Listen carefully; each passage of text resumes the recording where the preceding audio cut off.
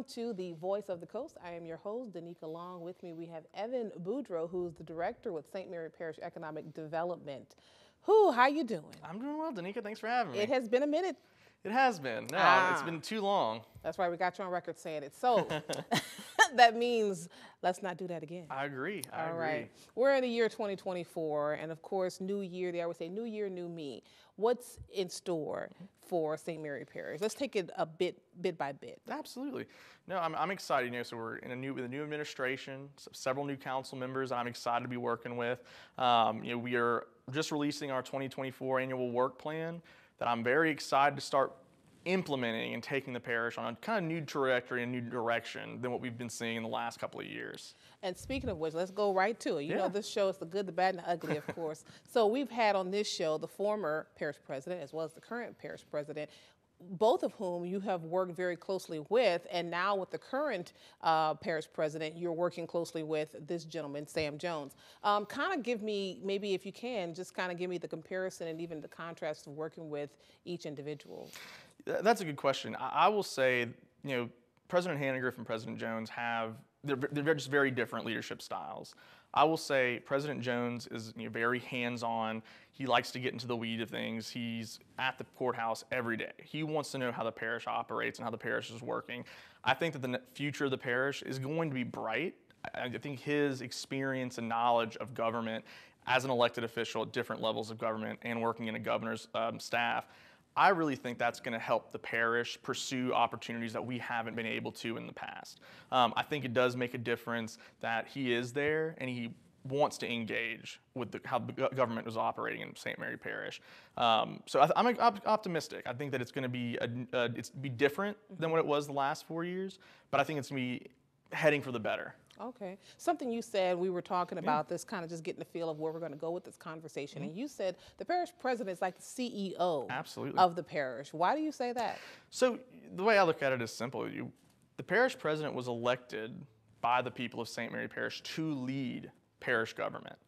He's the face of the parish. The way I look at it is by that just simple fact alone that he was elected, and anything that happens, good, bad, or ugly, it's on him.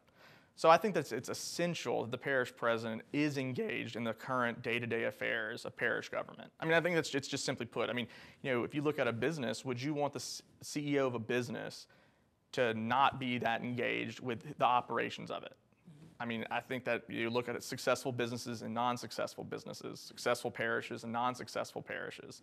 I think that whoever's at the top, it does matter.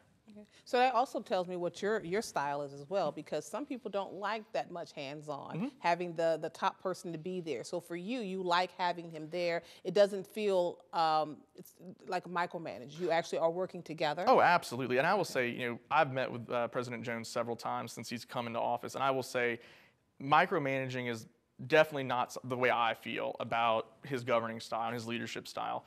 I've met with him in our conversations. He's given not only his voice of confidence to me and what I want to do moving forward, but he wants to empower that. And I think from what I've seen, that's what his whole focus is. He wants to empower the directors around him to ensure that we can operate effectively, cost-wise, and just operationally. Can it happen with the council that we have?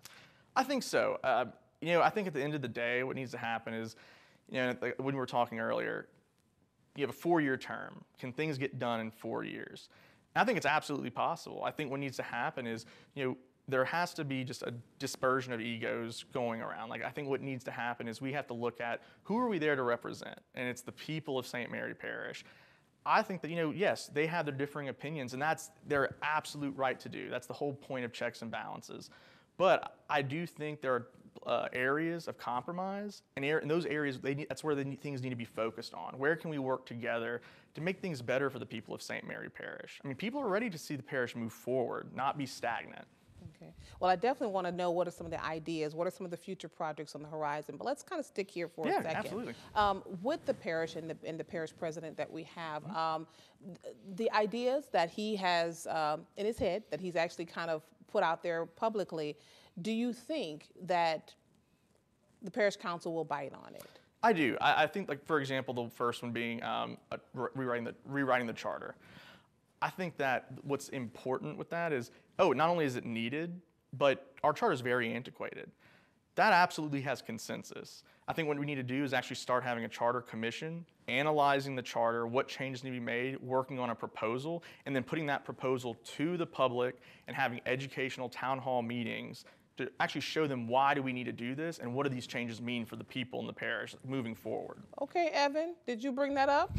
I have brought that up. Okay, all right. Well, y'all heard it first right here, so come on back. We're going to continue this conversation with the Economic Development Director for St. Mary Parish, Evan Boudreaux.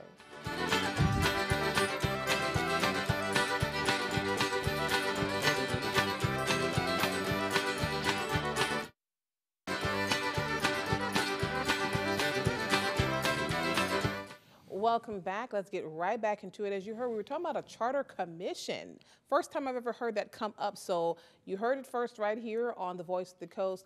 Evan, who is the St. Mary Parish Development Director, Economic Development Director for St. Mary Parish. So tell me, this has come up in conversation, which means, and everybody who has sat here before me, we've had former Senator Brett Allen, current Parish President Sam Jones, as well as the former Parish President David Haniger, who all have said, and I think just even the council themselves have mentioned, we need to change the charter. Now we are at a step where they're saying, yes, let's put together a charter commission. Tell me about the charter commission and who would it be made up of? Yeah, so the idea, I guess, for me came from when I was in college. Lafayette Parish, which at the time was a consolidated government, wanted to deconsolidate. So in order to do that, they had to essentially rewrite their charter. So the way they did it was the mayor president at the time created a charter commission to where it was made up of representatives from government, representatives from business, and representatives of members just of the community that were on this commission that were tasked with, in the course of, I believe it was a year or so, they had to analyze the current charter and actually make recommendations at the end of that year to the council for a proposed ordinance that would then be put on the ballot for people to vote on. Once that happened, they then had an education campaign prior to the election to where members that were in favor of this change were going to the people in the community and talking to them about, this is what this change means for the parish. This is why we need it. And it passed overwhelmingly when that happened. And I think that's incredibly important. I mean, I think that's what we need, is because this is essentially the constitution of our parish. And if we're going to have a new constitution, it needs to be done right. And we need to have people who will buy into this. Yes, because absolutely. it is our voice. It is. That charter speaks for us. It does. It holds the elected officials accountable. Absolutely. This is what's written, this is what we voted on, and this is what you must adhere to. So exactly. I think it's great. That'll be year one of this new administration. And then by year two, we're just moving and grooving. Exactly. And set things up. I mean, I think to you said, it's our voice. This is going to set the stage for what the future of St. Mary Parish in the long term is going to look like for our kids, our grandkids. We want it to be done the right way. Oh, you bring me back to that song, Children Are Our Future. Oh, yes. And this is where the change happens right here. You are the new voice of St. Mary Parish. They talk about they want the young people, young people. Well, let's hear you guys out. So with that said, because you can't move forward if you don't, if you're not in a position to progress, because we're being held stagnant. I get it, by this charter in some way. What are some of the new projects that that you're like, hey, this is what needs to happen in order for us to move forward? What are some new projects on the horizon? Absolutely. So one thing that I'm particularly energetic about is, in St. Mary Parish, one of the things we talked about before was some of our assets. What are the things that we have that make us unique? Well, the fact is that we have land and we have existing buildings. Well, the thing is, we have so many of them here, but we don't really know, one, what condition are they all in? How competitive are they? So one thing that we're working on is creating a digital database of all buildings and sites in the parish, and then having an analysis done on each of those properties to see how competitive they are. What improvements need to be made? Is it infrastructure upgrades? Is it utilities? Is it just paint? Whatever it might be, how competitive are they for businesses to want to come in and say, okay, what is the cost of me coming in to do business, and how easy is it for me to come in? I think that's great. I think that, of course, aesthetically, we got to be pleasing to the site. But what I believe, what are the incentives beyond that? Financial incentives, the tax incentives. Are there all those things in place? Because what makes us different from Iberia? Right, that's a great point. one frustration that I've had just in economic development as a whole is most of the incentives from an economic and financial incentive that we use, they're all these cookie cutter models from the state that they don't really let us to be competitive in a way that's so unique. One thing that I really want to do with this new administration, this council, is for St. Mary to create our own financial incentives that we can say, not only can you qualify for these state incentives, but we have our local ones.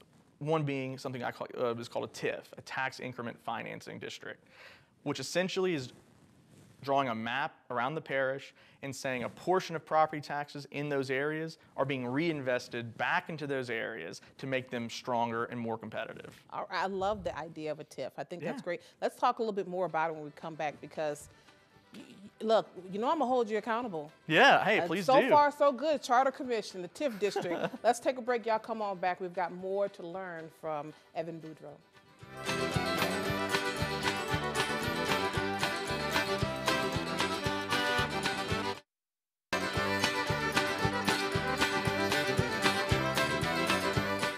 Welcome back. Let's get right back into it. All right, Evan. So you just introduced this idea of a TIF district for our area. It's not new, I get it, but it's for our area. And I'm gonna tell you, it sounds so elementary. It's like, tax increment, what's the F for? Financing district, which means you reinvest those dollars. But let me ask you, is there going to be a new sales tax? No. Or a new tax? No, not. Okay.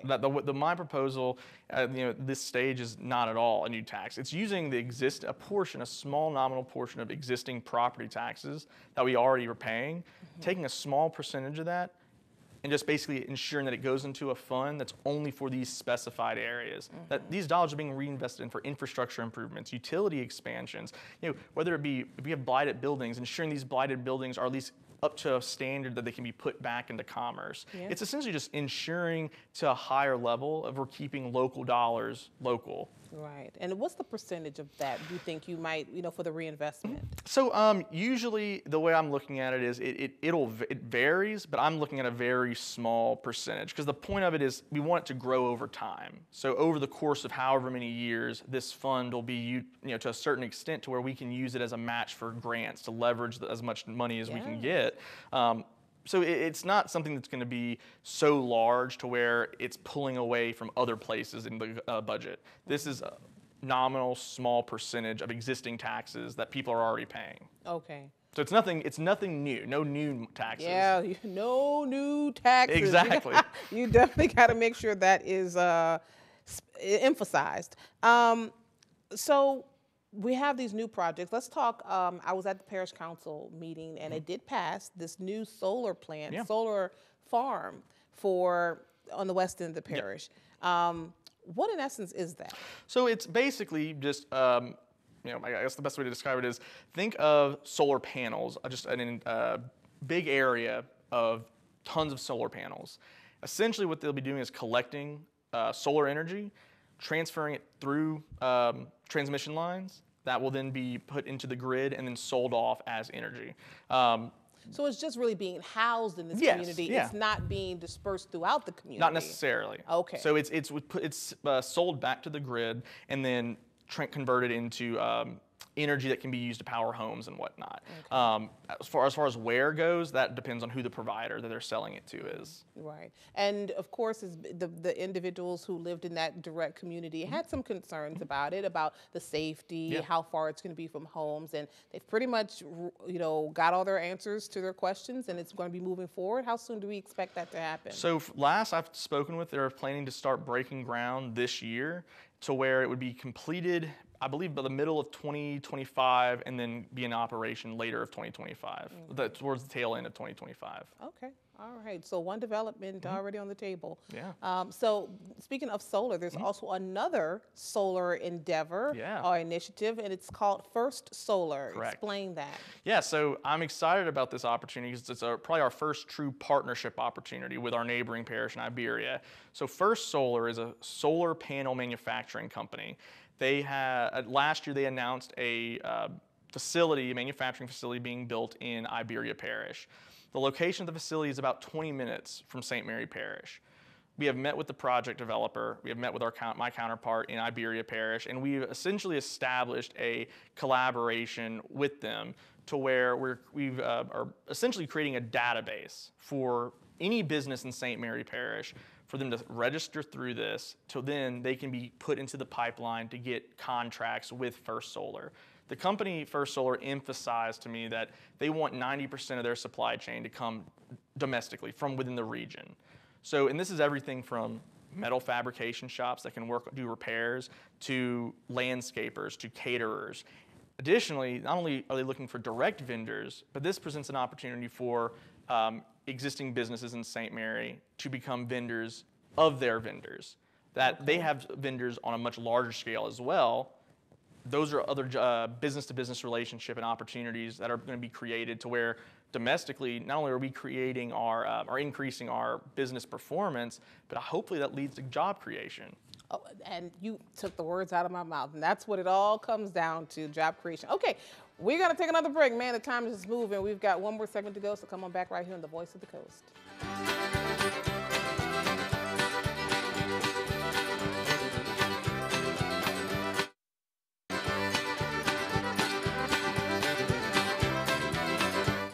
Welcome back to the Voice of the Coast. Now, I was sitting here thinking, like, who else could I ask about this situation? And it just so happened you were scheduled to come in today, and you're going to get this question because we've gotten the question. We've got inquiries. We've got people just are having a lot of concern about the layoffs and firings on a massive proportion from Swift ships. Mm-hmm. I know it is a private company, but because it affects so many people in our community, the working population, lots and lots of folks are being affected by this. What do you know about this situation? So I'm aware of the situation they're involved with. I will say that I know this is in the courts right now, so there's only so much that I can say publicly.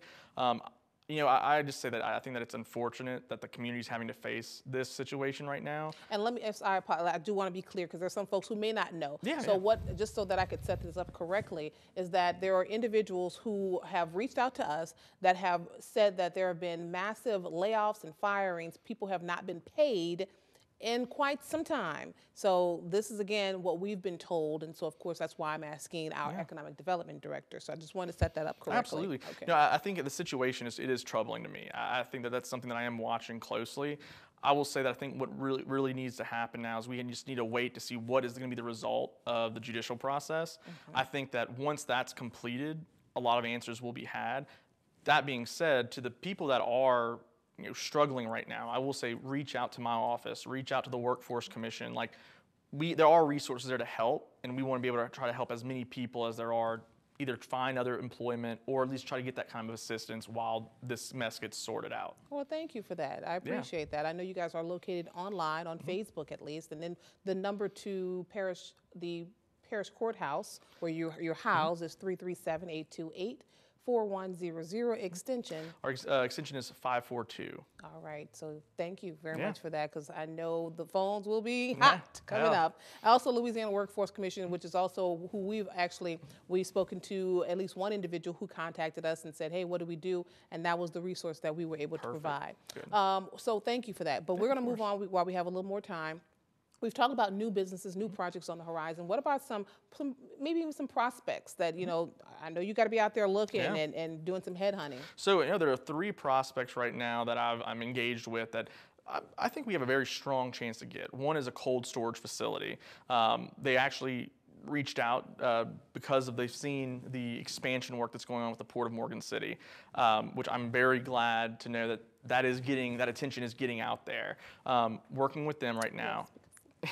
The second one is it's a company that basically develops a chemical component that can go on ships, agricultural equipment. It is manufacturing. It's environmentally friendly, so you don't have to worry about any hazardous materials. It's a Canadian company that is looking to expand specifically in Louisiana because the CEO has a tie-in to the Acadian region in Canada. Okay. So, his last name's actually Boudreaux as well. Okay. Yeah, which was kind of... Go get your cousin, man. Exactly, that's what I was saying. And then the last one, which I'm particularly excited about, this one's probably a big long shot, but it's one that I'm optimistic about. And it is a manufacturing facility that fits within the automotive sector. Essentially, it is really can't talk too much more about other than that. Okay. But that one would probably be should we secure that, it would be the largest economic development project not only in the history of the parish, but it'd probably be one of the largest ones in the history of the state. Okay. Now I'm going to put you on the spot here. So I want to know, when you're out there, because you said you're going after companies that are not just looking for St. Mary Parish, they're looking in Louisiana. Absolutely. All right? And they're looking, maybe some of them are looking in the South. Maybe they're looking along the coastal region. I want to know, is Evan Boudreaux a dog when he goes out there? And that's a compliment. Are you just, what's your style? Oh, absolutely. So the way I look at it is, I don't say no to just anything, and I don't accept no for anything. Okay. I look at it as St. Mary, we are as competitive as anyone else. My job is, when I get in front of these businesses, is to just let them know how much they'd be lucky to come and do business in St. Mary. You better. Come on. That's what I'm talking about. All right. Thank you very much. Don't let this be your last time. Y'all come on back right here on The Voice of the Coast. We'll see you guys next time. Take care.